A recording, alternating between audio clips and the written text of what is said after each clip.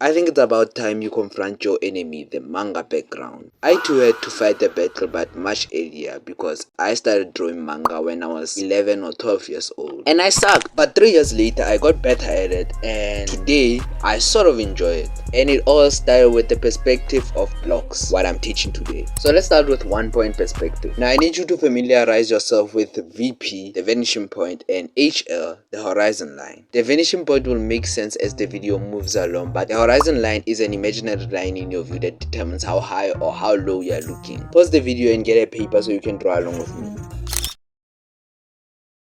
First of all, you draw a horizontal line. The horizontal line will have a vanishing point. Let's say it's somewhere in the middle. This is the direction at which your object disappears into the horizon. You've heard that sentence somewhere, right? Also, quick sum up of the horizon line. When you look up, it goes down. When you look down, it goes up. Now with your vanishing point and your horizon line drawn, you can draw your cue.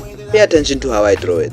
We draw the view that faces us first, the shikaku. Practicing my Japanese. Now the square will look a bit flat now because we are seeing it in 2 dimensions or 2D. Now this is where you take out your ruler. You go to the corners of your square. One by one you connect them to the vanishing point. Now at this point some of you already see the cube for me. You now draw a vertical line on the lines that are connecting the corners to the VP. Notice how the line that is drawn between the VPs is smaller than the line between the corners of the square. Now the smaller line, you want to use it to create another square. Now keep in mind the smaller square at the back will have lines that are parallel to the original square. With that being done, you should have a cube in perspective. Now I recommend you use rulers if you want to draw something like a door or a window in your cube. Also keep in mind the location of the door changes where the lines go. If it's on the side, the lines will go like this, and if it's on the front, the lines will go like this. Think of it as drawing like a rectangular prism inside a cube. Moving on, we have number 2, the 2-point perspective. Again, we start with our HL, the horizon line. But instead of having one direction to which things can disappear into the horizon, we now have 2. Now the distance between your vanishing points determine how dynamic your art is. If they are closer to each other, the art looks more dynamic, and if they are further apart,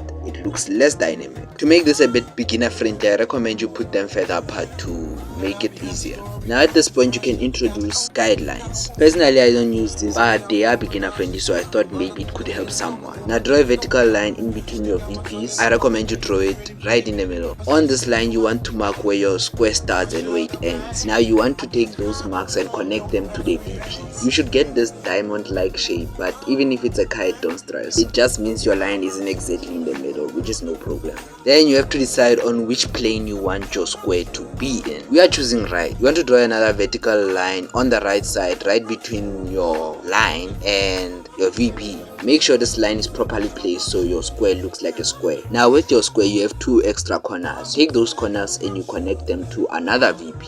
Now you notice it looks a bit similar to the one we did for 1-point perspective. Now on the main line, the middle line and the VP, you want to draw another line. This line will be a square too. Now on the left line between the main line and the VP, where the VP lines and the lines of this line connect, you want to draw a line that goes towards the VP but stops on the lines of the other line.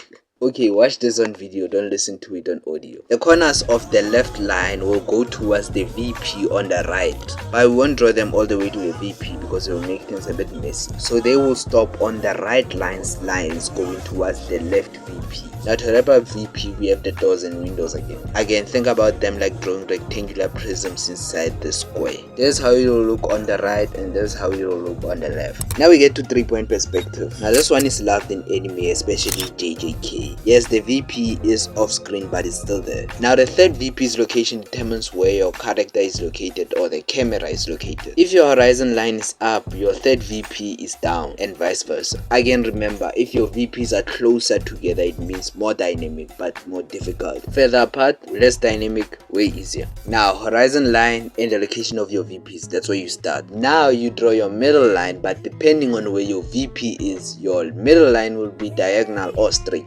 Again, on your middle line, you determine where your square starts and where it ends. Then you connect those marks to the VP like you did on the previous one. Now this is where things change when it comes to the third VP. Your vertical lines will now have to go towards the third VP always. Now your square on either plane will look like a diamond or a kite. Now again, you take the corners of your right square and you connect them to the left VP. You draw a vertical line on the left, you connect those corners to the right VP, and then you take the vertical lines and connect them to the third finishing point. That's your cube in 3-point perspective. Now I want you to figure out how the doors and windows will look in 3-point perspective. Think of it as a quick class quiz. At last we get to the final boss of perspective, at least to my knowledge. 5-point perspective.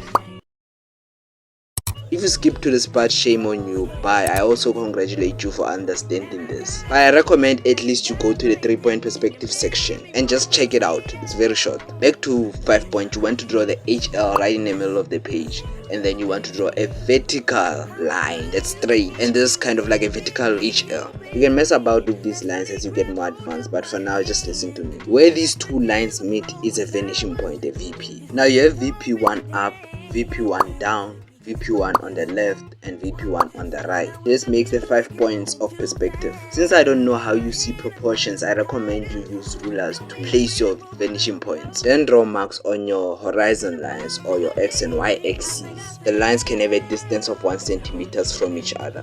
Now using these lines, you want to connect the upper and the lower vanishing points through these lines. They must pass through them. You want to do the same with the left and right vanishing points. Now as you get further and further, you will notice your lines will get more and more curved. I recommend the last of your lines look more like a semicircle or a semi-oval. So now you have grid lines that will help you draw. You can get started on your square. Now draw a vertical line, but there's a twist. Your vertical line must be curved because it goes towards 2 vanishing points. The further it is from the middle line, the more curved it is. Then you mark where your square starts and where it ends. Again, we're drawing on the right. You connect those marks to the right vanishing point. You draw the line between your main line and your vanishing point. Again, curved line going to both vanishing points, top and bottom. Connect your new corners to the central vanishing point, the one in the middle, and do the same with the first line. Now you have guidelines to make a new square, and that's about it. This will take a bit of practice to get used to. Well, that about wraps it up for today's video. Like, sub, leave a comment, you know what to do, and let's meet again. Deuces.